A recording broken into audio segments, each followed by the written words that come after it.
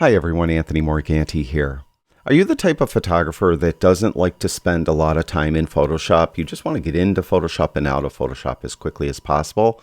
Or are you the type of photographer that doesn't have a lot of experience in Photoshop and you really don't know how to do those advanced things that one can do in Photoshop? Well, buried in the menu system of Photoshop is something that I think will help both of you. And in this video, I'm going to demo how to use it.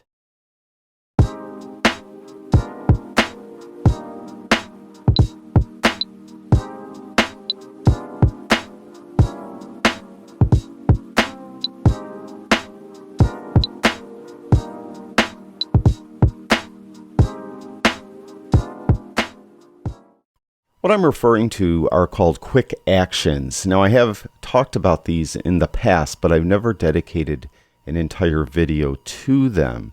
I really think they're underrated, and I think that a lot of people don't even know they're there because they are buried into the menu system of Photoshop. Quick actions allow you to do a lot of different things to an image. You could blur a background, you could remove a background, you can make a background black and white, you could soften skin, you could add a lens flare, you could do a lot of different artistic things to an image. There are several different quick actions, and I think they would really help many photographers. Now, I'm going to demo 4 of them in this video, and hopefully this will give you the impetus to check out the quick actions section of Photoshop and see if there's something there that will help you. On this image, we're going to soften skin.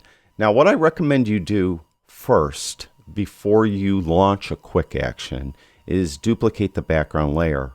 I found they're inconsistent. Some of them will preserve your background layer while others will not.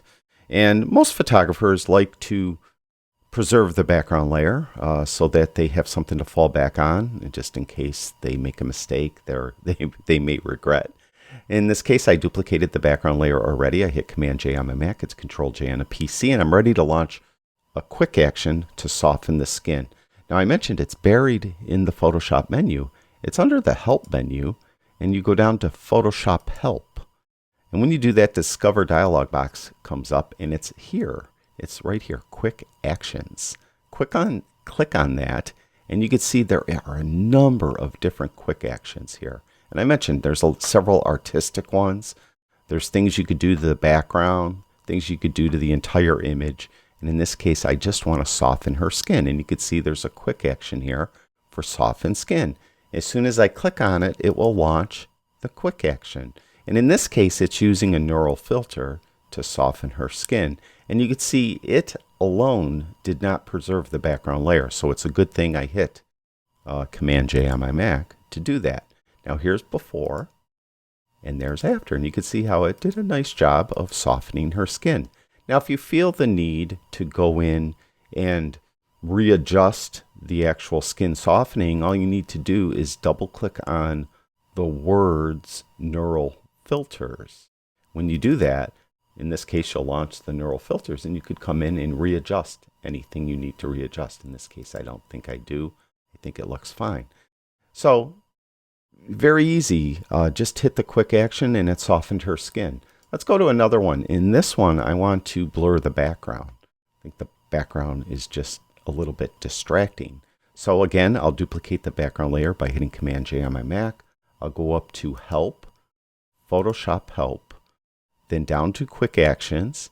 And I mentioned I want to blur the background right here, so we'll click on that.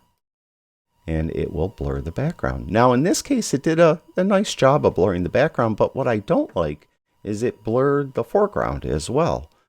So I want to take care of that. I want to fix that. Now I could revert, so you could undo anything you've done by just clicking on revert, but we'll keep this.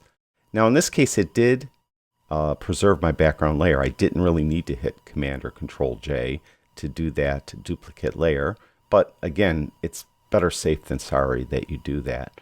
Now, I want to, as I mentioned, remove the blur from the foreground. Now, what you need to do is paint on the mask. So I'll just click on the mask, and whatever is blurry is white on the mask, and whatever isn't blurry is black. So since this is blurry and I want to make it not blurry, I need to paint in black. So I'll get a brush and make sure the black swatch is the foreground swatch, and then I'll just come in and I'll paint away the blur in this foreground area and on these poles going this way and down here like this. Now, if I want to again readjust the actual blur itself, I could do that by clicking on the words Gaussian blur. When I do that, I'll get the Gaussian blur dialog box, and I could increase, let's say, the blur. Maybe not that much. But you can see how you could come in and readjust anything that needs to be readjusted. Let's do another one. I have this image here. I'd like to add a lens flare to this. So again, I'm going to go up to the Help menu, down to Photoshop Help, down to Quick Actions, and we're going to go down to Add Lens Flare. It's right here. And you can see it added this lens flare. I kind of like it the way it is, but if I felt the need to readjust this, what I would need to do is again double click on the words lens flare. You can see they make this a smart object. And look I forgot to hit Command J on my Mac, so it actually affected the background layer. So that's why I said always try to remember to hit Command J. So we'll double click on lens flare, and let's say I wanted to readjust it. I could make it brighter or dimmer with this slider. And the unfortunate thing about this, it doesn't show you a preview on the actual image. It only shows you it here. So you have to kind of gauge with this tiny little thing here whether or not it is acceptable. You could change the lens type like you're using. Also, you could change the direction. I like it coming from the upper left-hand corner because that's towards where the sun is. But if you needed to change the direction, just click on this little thumb stamped image, let's say, and I could put it over there.